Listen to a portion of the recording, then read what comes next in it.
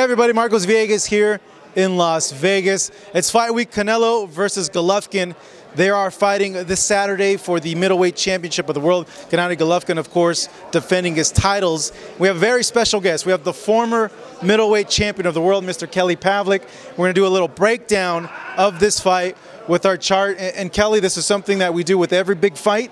We're going to go ahead and have you go through all the categories and explain to us who do you give the advantage to in the categories that we have. So I'm going to go ahead and hand over the marker to you, and we will start with the first category of power. Who do you give it to, Kelly, and why? Okay, that I have to go with Triple G. Obviously, we know Triple G is a big power puncher at middleweight. Also, Canelo is coming up from junior middleweight. Okay, no matter if you walk around 190 pounds, when you're not used to fighting at that weight class, it's harder to carry that, and you're fighting a guy that's rehydrating to 175, 180 pounds. So in that category, I have to go with Triple G on that. So we move now to the second category of speed. I think maybe the smaller guy gets the speed nut on there, but what do you think, Kelly? I agree with you on that. I have to go with the speed for Canelo and the advantage on that one. So that I go to Canelo. How big of a factor do you think speed's going to play in this? If Canelo does the right things that I've been saying, in the previous interviews, he has to fight almost a perfect fight. And what I mean by that, he has to use his inches and angles, make Canelo miss or Triple G miss, but be in range when you make him miss to counter back. Scoring the points is going to be very, very key to Canelo in this fight.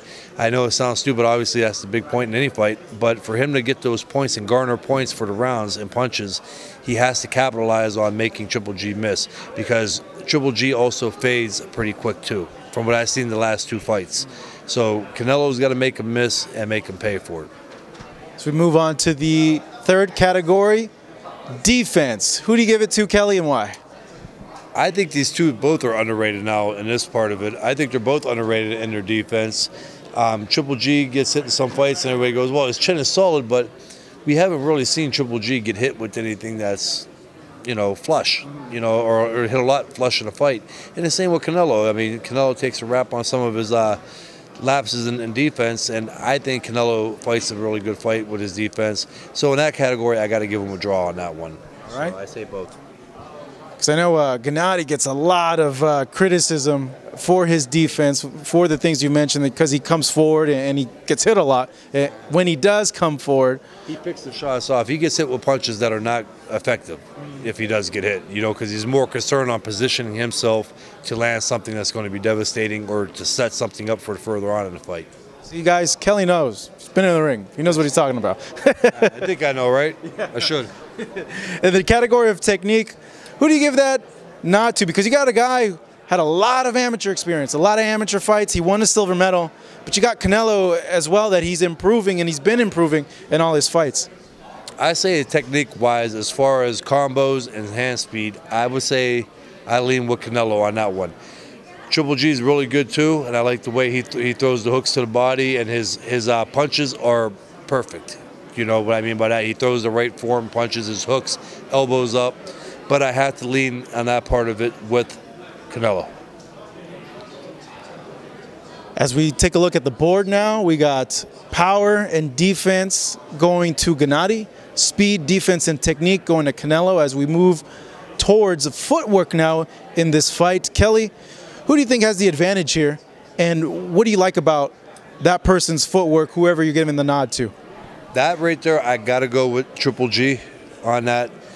Listen, the big thing in boxing, and I say this to a lot of people, everybody thinks that footwork is being flashy, dancing around the ring. It's not. Your best fighters have the best footwork are not flashy fighters. For instance, Bernard Hopkins. Bernard Hopkins knew how to make a move, suffocate a punch, get out of range, frustrate you with the little foot movement. If you make the right angles and make the right moves, which is using your feet, and you have them placed in the right spot, that is the biggest thing to have in good footwork. Mikey Garcia, for instance, another kid that has phenomenal footwork. Triple G does that in his fights. He cuts off a ring very well, which is using footwork, knowing which angle to step at. He's in and out with his punches. So I do lean to Triple G on that as far as footwork. All right, moving on to the category of who could take the best punch, who has the better chin, Gennady Golovkin or Canelo Alvarez. What do you think? Well, this one's kind of obvious. First of all, in this fight, this is what we're doing this on, based on. Again, we got a smaller man coming up from a smaller weight class, so obviously that's one advantage for chin. Secondly, we've seen him against some guys get hit with some flush shots, including Danny Jacobs, who was a bigger guy than him. And I have to lean towards or go with Triple G on this one also, as far as the chin. So, let me ask you this: do you think that even though he's the smaller guy, Canelo, if he lands one flush on Gennady, it's going to hurt him, it's going to put him in trouble, or is he just too small? If he can't knock out Chavez Jr. and these other guys, there's no way he can do any damage on Gennady on that front. Chavez Jr. looked a lot like me against Martinez, drained, completely drained, and he had opportunities to end it. I know Chavez is a tough fighter, but that's the only thing with Canelo that got me in that fight, was that he couldn't put that guy away, Chavez. I know Chavez is a tough kid, and I'm not taking anything away from Canelo's power. I think at 147, 154, yes, he's dangerous, and he's gonna beat a lot of guys, and he may knock a lot of guys out. Again, I think just fighting this big middleweight who has a good chin and they got a good punch and has shown us that, I have to go with the chin on Triple G for this fight. Again, back down at the other weight classes, I would say Canelo. Which makes me realize the thing too. You were a big middleweight, man. If I'm like looking at the middleweights now and some of the ones we've seen in the last year, and then think about you and Jermaine and Bernard. You guys were all, you guys were all big middleweights. Yeah, we were. Arthur Abraham was a big kid. I mean, he wasn't tall, but he was thick. He was, and he hit hard. That era of the middleweights, those were natural middleweights. I'm not saying anything about their fighting skills being better. I don't knock weight classes or the time of the weight classes. Just unfortunately, for right now, the last couple of years, most of your middleweights have been guys coming up, and unfortunately, it's not Triple G's fault. He can't help that who's in that weight class. So this is going to be interesting to see here, though. As we move now to the category of experience, you have a guy who's been fighting as a professional since he was 15 years old in Canelo Alvarez. You have Gennady Golovkin, the silver medal, the amateur background, over 300 fights in the amateur ranks. Who are you going to give it to? Well, with me, as far as having an amateur career, amateurs, it gets you to see styles and kind of learn a little bit. You get some out of that. But that experience usually is good for if you're going to be a career amateur fighter or Olympic fighter. So you can't give that to Triple G on that part of it. Experience obviously goes to Canelo in this fight. I mean, I don't know how it wouldn't. So I'm obviously going with Canelo as far as experience in the fight. As we come now to the final three categories, the tally so far is power, defense, footwork, and chin to Gennady Golovkin. That's 4. Speed, defense, technique, and experience to Canelo. So it's all evened up. People are saying it's a 50-50 fight. So far in this breakdown that we're having, it is 50-50. Ring IQ, Kelly. Who's the smarter man in there? Who can adjust it and is more naturally better at having a ring IQ in there? I've seen breakdowns from, a little bit of breakdowns from Canelo in his fights, especially when they weren't going his way. This was a hard one, or it was for a while, and I really started watching some of Triple G's fights, and I have to definitely say ring IQ, Triple G, and that gets into everything that we had talked about previously, how he makes moves and good at cutting the ring off and everything else. So I do lean towards Triple G in this one. So we're seeing ring control being the next one. I think this might be an obvious one to many people watching. Gennady Golovkin's known as a guy whose presence is second to none.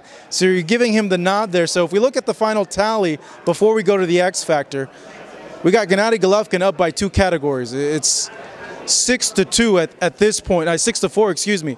The X Factor, though, Kelly. Who owns this category? The one thing that we don't know about that could potentially change the fight. For me going into this, and my pick was what I said earlier, why I'm leaning towards Canelo. And that's why I have a good time writing this down, because it's not going to show up how it appears in my head. Everything on paper is pointing towards Triple G. But I'm going with Canelo here because of the speed. If he fights the fight that he can fight, he can win those rounds on points, and then especially in the later rounds, when or if a Triple G starts to fade or starts to get muscle tired and chasing him around. What I mean by chasing, not because Canelo is going to be running, but try to play catch up in the point part of it, and then, you know, with the hand speed. Defense, they're both tied on that, so it's going to be kind of a tactical fight of people trying to land big shots, maybe one landing one and trying again and again and again and again, and then you get tired. Technique, I give him the credit on that. And then the experience, I do. He's fought the big guys.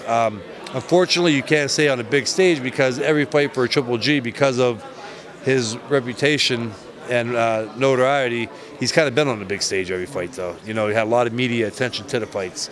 But I still give it to Canelo. So that's why I'm saying the biggest part about this, and obviously in any fight, if you cannot fight hard the full 12 rounds, or if you can't fight hard for at least 10 rounds, and be up far enough to where that way you can lose the last 2 rounds. At this point, why I'm saying, I think Canelo wins 1 or 2 of the early rounds, and then again I see him getting a little tired, muscle weary, and I see Canelo winning those, accumulating points and winning them rounds by decision. So that's your final pick. Kelly Pavlik picking Canelo Alvarez to win via decision. Do you see the board, though, saying something differently? Like I said, on paper, a lot of advantages for Gennady Golovkin, but you never know as well with Canelo Alvarez too. The other big thing too, the age. This guy can get old in the ring overnight. Another one, we've seen it with, I think with Mayweather. We don't know if it was being off for over 700 days or being 40 years old. Everybody's different. Not everybody's Bernard Hopkins. No, it was Conor, bro. It was Conor. It was all Conor. You must be an MMA fan. No, I'm joking. I'm joking. I'm kidding. So that's what we were saying on my podcast. But yeah, you know, it was everybody was on for him. Mayweather to me looked rusty. He didn't look like Mayweather either, and he still walked his big superhero down. But everybody's different. You know, in baseball, they say when you're 34 years old, you hear a guy come up to hit the ball at 34, and they say, this veteran, you know, and baseball is not nowhere near as demanding on a body as boxing is.